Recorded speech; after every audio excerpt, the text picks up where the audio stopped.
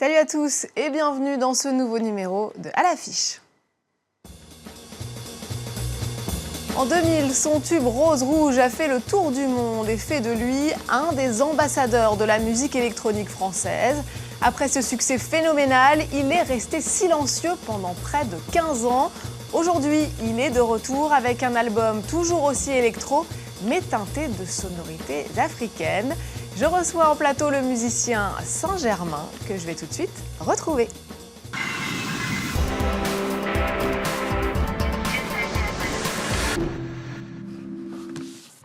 Bonjour. Bonjour. Merci beaucoup d'être avec nous sur le plateau de À l'affiche. C'est moi qui vous remercie. Je le disais, vous êtes de retour avec un 3e album, 15 ans après Touriste, qui vous a propulsé au rang de star de l'électro. Je crois que vous en aviez vendu près de 3 millions d'exemplaires à l'époque. Alors on a forcément envie de vous demander, qu'est-ce que vous avez fait pendant cette si longue absence? 15 ans, c'est long. J'ai déjà fait une tournée de 2 ans et demi. Ouais, qui a suivi effectivement cet album. Après cette tournée, j'ai dû faire une petite pause parce que nous étions quand même un peu fatigués. On imagine. Donc voilà. Et après ça, j'ai enregistré en fait l'album de mon trompettiste en 2004 à peu près, sous un pseudo Soel, son nom d'artiste. Et après ça, j'ai fait un unique concert en Chine en 2005. Vous aviez besoin de prendre un peu de recul après ce succès, parce que quand même, on peut le dire, Rose Rouge, le titre qu'on a entendu au début de l'émission, a été repris par les Rolling Stones, je crois, sur scène, a vraiment été repris par de nombreuses publicités.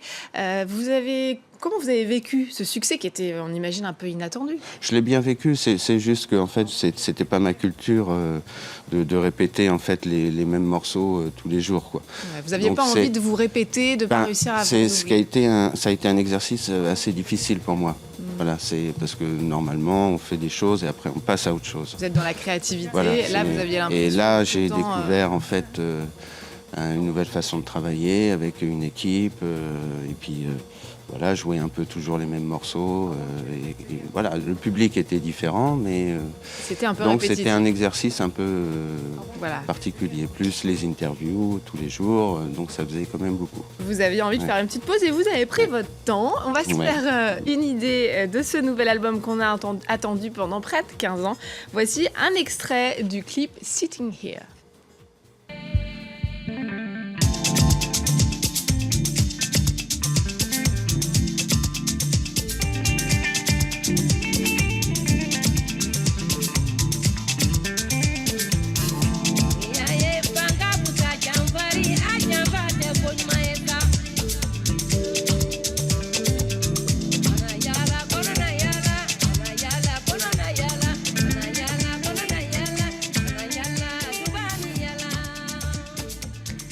Voilà, hypnotisant sable qu'on imagine venu du Sahara, qui est présent d'ailleurs sur la pochette aussi du disque. Racontez-nous l'idée qu'il y a derrière ce nouvel album et ses influences africaines. L'idée, c'est que j'avais envie de nouvelles sonorités quand même, un peu un nouveau mélange, et c'est un vieux désir. Donc là, je me suis dit, c'est peut-être l'occasion. Il remonte à quand ce désir? Vous dites vieux, c'est comment vous avez découvert déjà en 95. Déjà, même sur le premier album, même si j'en ai pas utilisé. C'était déjà là, en fait. Oui, il y a toujours eu une attirance sur la musique africaine. Donc vous avez décidé de les utiliser justement à côté des claviers, guitares, synthés qu'on retrouve habituellement dans la musique électronique. Vous utilisez ces instruments traditionnels africains, la kora, le balafon, pour ceux qui ne connaissent pas. Le nguni. Le nguni aussi. Et le kamele nguni. Vous avez découvert tous ces instruments Je connaissais en fait déjà, sauf pour le kamele nguni. Et alors, comment s'est passée la rencontre avec les musiciens? Parce qu'on peut quand même citer que vous avez travaillé avec des grands noms de la musique africaine. Je crois qu'il y a le guitariste de Salif Keita, le bassiste d'Ismaël Lo ou encore le joueur de kora de Tiken Jah Fakoly. Ils vont tous être présents avec vous sur scène parce que vous vous lancez pour une grande tournée. Là, ils le sont tous, sauf malheureusement le bassiste. Le bassiste, mais ils seront en tout cas avec vous sur scène. Ils le sont, puisqu'on a déjà commencé une tournée en novembre. Grande tournée mondiale qui va vous emmener un peu partout. Alors, on dit Saint-Germain de vous que vous êtes un pionnier de la French Touch. On retrouve d'ailleurs sur cet album quand même votre patte qui est née il y a 20 ans. Comment est-ce que vous êtes venu à la musique électronique? Par l'informatique. Ah, c'était à la base Voilà, une passion pour l'informatique qui vous a fait. C'est ça, et ça a été une toucher curiosité. un peu à la musique. Voilà, comme on explore en fait plein de choses en informatique, comme la photo, etc. Ouais. Là, au départ, c'était la musique, c'était les prémices, quoi. Ouais, et la musique, c'est Et j'ai commencé comme ça. Voilà. Alors, on va reparler de ce mouvement de la French Touch qui est donc né au début des années 2000 et couronné par le succès, on le sait, de Daft Punk notamment. S'il y a eu des années plus fastes que d'autres, le succès des DJ français n'a jamais été démenti et bien au-delà des frontières de l'Hexagone. Alors qu'elle touche à sa fin, l'année 2015 a été particulièrement riche en tubes made in France. To let myself go is the only way to be.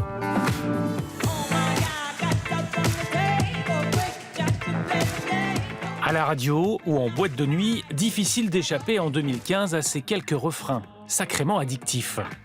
My own life, Leur créateur s'appelle Feder, Synapson ou The Avener. been wasting. Ils sont tous français et tous DJ de formation, devenus aujourd'hui dans le sillage de David Guetta ou des Daft Punk, de véritables compositeurs de tubes, sans forcément avoir appris le solfège. Feder, par exemple, a conçu le titre Goodbye sur son ordinateur, ingrédient par ingrédient. On commence par le clap.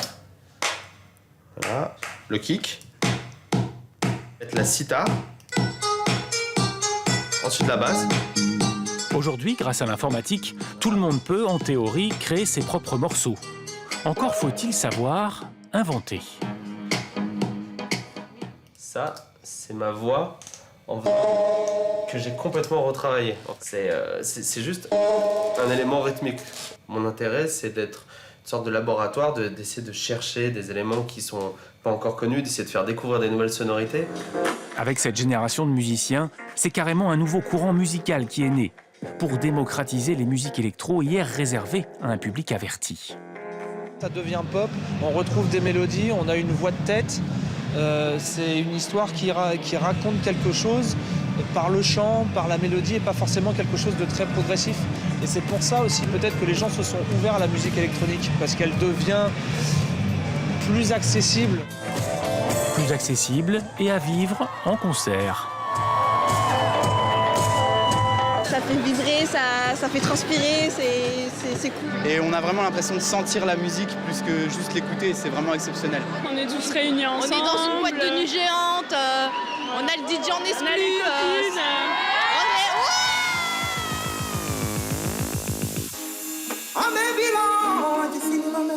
Avec Synapson, Feder et quelques autres, la France s'offre une nouvelle fabrique à tubes, déjà appelée à se produire partout sur la planète. Alors Saint-Germain, à votre avis, qu'est-ce qui fait que ça marche pour les DJ français ? Bonne question. Bonne question. Il y a une French touch, vous trouvez, justement ? Ben, peut-être, j'ai jamais su vraiment l'expliquer ou... Ouais. Alors, en c'est vrai fait, que comme je certains- suis français et je viens d'ici, donc je l'entends pas comme les étrangers. Alors certains, c'est j'ai pas les vrai, mêmes- disent que par contre, cette French touch, elle peut parfois devenir un peu commerciale. On peut penser par exemple à David Guetta. Vous portez quel regard, vous qui avez quand même 20 ans sur tout ça ? elle devient... Non, c'est que ça plaît, il y a eu du succès, c'est tout. Après, ça devient commercial, mais je sais pas si c'est la démarche première. Donc, Si ça marche et que ça plaît au public. tant voilà, mieux. oui. Bon. Alors, on parlait de fusion entre des univers différents. Vous allez voir que lui aussi aime les alliances parfois inattendues. Le trompettiste et compositeur Ibrahim Maalouf a repris la chanson Who Run the World de Beyoncé. La vidéo engagée a été publiée dimanche dernier, jour du 2e tour des régionales en France. Il fait écho à l'actualité politique, notamment la montée de l'extrême droite en France. Extrait.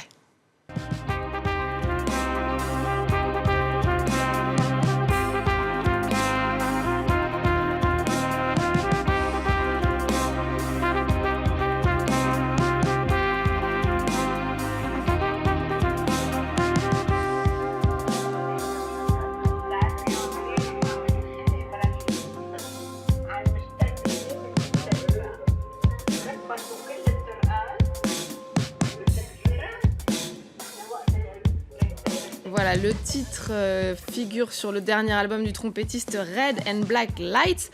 Je ne sais pas si vous connaissiez le travail d'Ibrahim Malouf, des sonorités orientales, peut-être pour votre prochain projet. Je ne connais pas vraiment en fait. Vous avez déjà une idée de votre prochain projet, de où ça vous mènera ?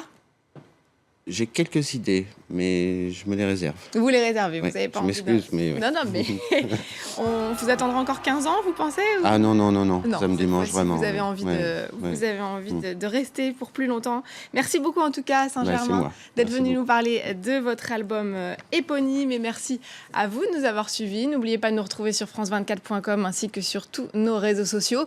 On se quitte avec une Michelle Obama plus en forme que jamais. On savait que la First Lady aimait bousculer le protocole. Cette fois, elle a tout simplement décidé de rapper pour inciter les jeunes à aller à l'université. Force est de constater qu'elle est plutôt douée. Je vous laisse découvrir et vous dis à très vite.